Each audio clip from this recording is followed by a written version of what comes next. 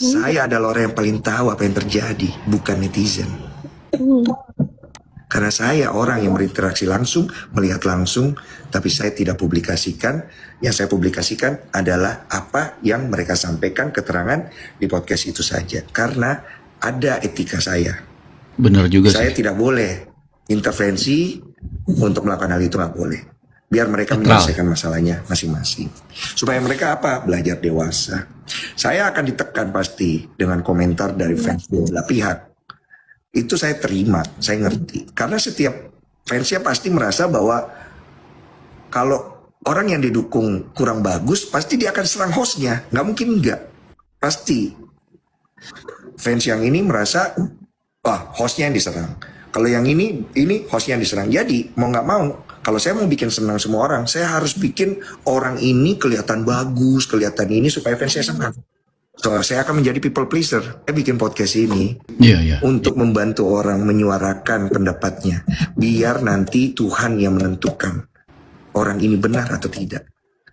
Sarwenda datang ke tempat saya untuk minta podcast. Kan aku udah cerita kan. Aku bilang, "Men, kalau bisa jangan dulu lah. Kamu tenangin diri." Seminggu kemudian dia datang lagi, "Kok saya bisa nggak pakai hak jawab saya di sini? Kamu bisa hubungi infotainment lah," gitu. Terus Koko tuh orang paling lurus yang pernah saya temukan. Waktu saya bikin salah, Koko orang pertama yang ngomong belak-belakan ke saya. Negur, ngasih tahu supaya saya perbaiki. Jadi menurut saya disinilah tempatnya karena saya bisa bicara dan Koko silakan tanya apapun itu. Oh gitu, oke. Tapi saya harus undang Ruben juga ya. Gitu karena saya nggak fair kalau karena bukan saya hakimnya. Iya nggak apa-apa. Oke, ya udah. Sebelum saya podcast, saya bilang, "Wen, Anda your friend. Kalau kamu nggak bisa jawab, jangan jawab. Dan jangan berharap abis keluar dari sini, kamu akan dipuji orang. Saya bukan Tuhan. Kamu bisa akan tambah dihujat, bisa akan tambah buruk. Is it okay? Oke kok nggak apa-apa. Ya udah, sama juga dengan Pak Minola pengacara Ruben yang datang ke sini. Sama, nggak ada bedanya. Kenyataannya setelah dia podcast di Ruben Sarwenda Podcast itu dari komentar-komentarnya gue lihat semua menghujat dia, semua mendukung RO. Jadi Sarwenda sebetulnya udah tahu. Tapi lo mau tahu gak teori gue? Ini cuma teori ya, bisa salah, bisa benar. Gue yakin bahwa memang segala sesuatu yang dilakukan Sarwenda itu pasti akan salah di mata pendukungnya RO. Ya itu udah pasti, tapi akan terasa benar di pendukungnya SW, namanya juga fans masing-masing. Tetapi Sarwenda ini punya strategi ya. Sarwenda ini bukan tipe wanita yang bodoh, dia sangat strategi sekali. Karena hidup bersama Ruben dalam dunia entertainment, dia akhirnya tahu step-step mana untuk menjaga karirnya, untuk branding dirinya. Di mana-mana semua artis, semua public figure, artis, selebriti, bintang sinetron, musisi, itu harus bisa membranding dirinya, membuat dirinya terus ada di permukaan media sosial atau terus dibahas sehingga karirnya akan terus menaik. Nah, ini kan kita lagi menuju 8 Agustus, 88 Agustus ya. Pada kemarin tanggal 6 Agustus, ini kan gua upload hari ini. Tanggal 6 Agustus tuh Sarwenda udah mulai live lagi dengan salah satu pasangan yang bukan dari CEO itu. Nah, ini dia akan tahu nih karena apa? Selama dia masih ada di permukaan sebelum tanggal 88 itu yang bakalan hype, penjualannya tuh bakal gila-gilaan. Dia podcast dulu ke Densu. Jadi strategi dia adalah seperti itu sebelum tanggal 88. Karena apa? Setelah 88 dia akan terus live lagi. Tapi kan udah ada podcastnya Densu. Podcastnya Densu aja udah hampir 5 juta kalau nggak salah. Mungkin sekarang naik. Sementara podcastnya Ruben di Deddy Corbuzier itu udah melebihi itu jauh semua. Ini kita bisa lihat bahwa yang lebih pro ke Ruben itu jauh lebih banyak. Bukan gue bilang siapa yang salah, siapa yang benar ya. Gue nggak bisa bilang seperti itu. Kalau secara pribadi gue mendukung ini misalnya. Tetapi secara keseluruhan kebenarannya yang terjadi adalah bahwa banyak kebohongan-kebohongan yang akhirnya terbongkar dari pihak yang ini misalnya. Nah, gue juga sekarang berusaha untuk standing ground gue di atas kebenaran. Gue berusaha membongkar kebenaran, bukan untuk mengutak-ngatik atau mendukung ini, mendukung itu, ngejelekin ini, ngejelekin itu. Enggak, udah nggak zamannya ngejelekin. Kita yang fair-fair aja lah. Benar. Oke. Bang, tadi dari pihak sana sebelah menunjukkan Ruben punya tiga nomor. Artinya dia tahu toh Kalau dia menunjukkan bahwa sebenarnya Ruben punya 3 nomor, dia tahu kan. Tapi kemarin ngakunya cuma tahu 1 nomor. Betul toh? Jadi makanya seperti yang saya katakan, kita boleh ngomong apa saja, tapi pasti ketika kita ngomong, kita tahu kita tulus apa tidak, itu benar apa tidak. Kemarin nyatanya cuma tahu 1 nomor, sekarang membuktikan tahu 3 nomor. Lalu siapa yang bohong? Nah, kita nggak usah cari tahu siapa yang bohong, siapa yang nggak bohong. Kita tahu di hati kecil kita masing-masing. Yang penting tetap support perjuangan Ruben untuk mendapatkan hak asuh anak. Oke? Abang di proses Kodensu kemarin sempat spill chat katanya boleh netizen mungkin seperti apa? Bang? Buktikan bahwa saya spill. Buktikan bahwa saya spill chat yang seperti dihebohkan di masyarakat. Nggak ada saya spill. Saya spill tanggal chattingan untuk menunjukkan dia tahu nomor itu. Jadi tangan-tangan yang jahil, yang katanya di zoom Pinter. sampai 1000 kali pakai AI, Pinter, pakai Bang ini bikin Mino. transkrip, Jago menyebarkannya nih. itulah yang Bang Milo nih spill. Itulah yang curang. Tapi kami sudah menyampaikan apa yang menjadi porsi kami untuk meluruskan masalah percaya atau tidak percaya kembali kepada netizen. Karena kan masing-masing punya keyakinan. Kami nggak ada kewajiban untuk menjelaskan lebih jauh. Oke? Bang untuk tanggal lahir, Bang gue sih yakin Bang Minola nih dengan pengalamannya dan nama besarnya ya, dia nggak mungkin seceroboh itu.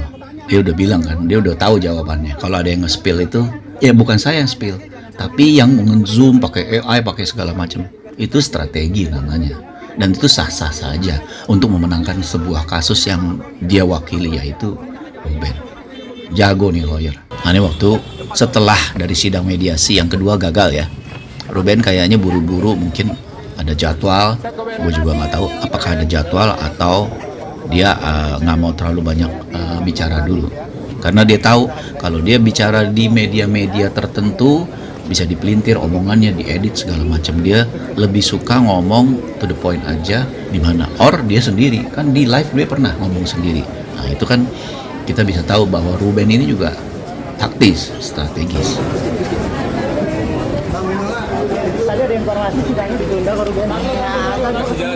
Jadi jawab kenapa maunya di diri Kobusier, kangen aja, dijawabnya gitu, strategis, taktis. Kita lihat nih nanti jawabannya. Bang, udah belum bang? Bang, udah belum bang?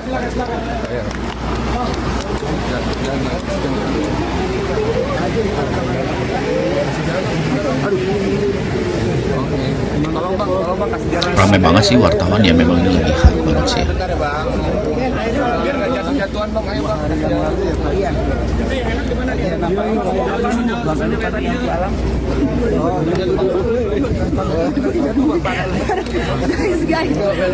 Jalan dulu bang, abang dulu.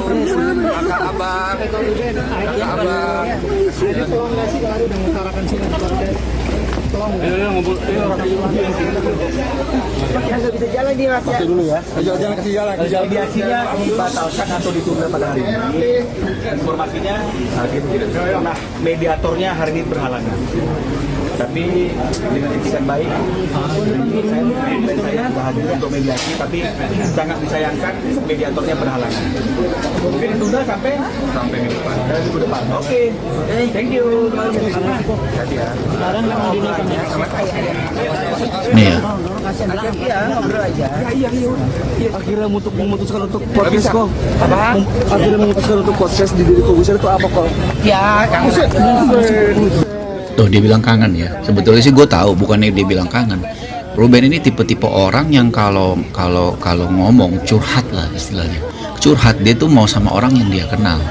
Beda dengan Sarwenda, yang penting nggak kenal nggak masalah, yang penting dia percaya. Nah Ruben selain percaya, dia harus nyaman. Karena seperti kita tahu kalau podcast tuh kita nggak tahu kan hostnya akan nanya apa. Memangnya Deddy Kobusier ini waktu Ruben datang nih band ya, daftar pertanyaannya enggak, sekeluarnya aja, sekena di hati. Dan itu kan butuh chemistry, butuh sesuatu yang tidak terlihat dan tidak tertulis. Nah Ruben tuh menginginkan hal itu karena ini kita bicara hati nih, dia bicara hati bukan bicara hafalan atau ilmu pengetahuan.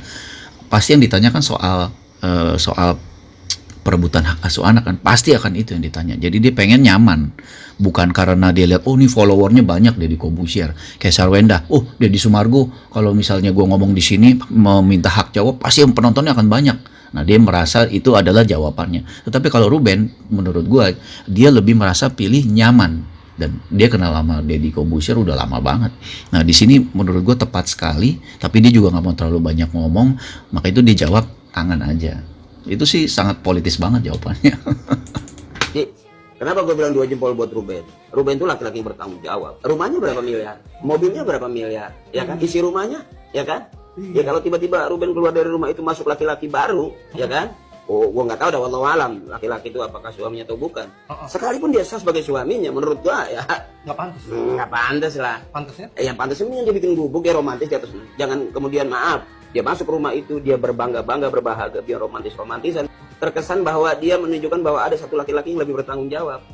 Nah, itu masih fiktif, belum ada kepastian. Sekarang sih maaf kalau bahasa gambar orang cari yang ganteng. Tapi yang bertanggung jawab kan belum tentu. Nah, ini gue suka sama Bang Akri, jawabannya benar-benar to the point banget. Gue suka Bang. Ruben itu suami idaman, tahu nggak sih? Walaupun dibilang cong kayak begitu ya kan. Nggak penting nih. Kita lewat skip aja, kita nggak penting jawabannya. Bukan karena terlalu banyak baiknya, jadi aku nggak pernah lihat ada keburukan sama dia gitu. Karena dia orang baik ya. Dia bersih. Kasih Ruben itu pendapatnya best, soal ayah yang Gue bertanggung suka jawab, laki-laki yang bertanggung Setuju, jawab. gue Aku setuju. tahu banget dia. Duh, baterai gue udah mau habis nih. Dia itu kadang Kita udahin dulu ya. yang Nanti dipikirin kita itu cuma bikin keluarga, lagi. yang dipikirin itu cuma Sorry, anak, baterai gue udah mau habis. kebutuhan. Jadi kita Itu yang aku udahin tahu. dulu. Masalah Bye. apa tentang dia, aku sih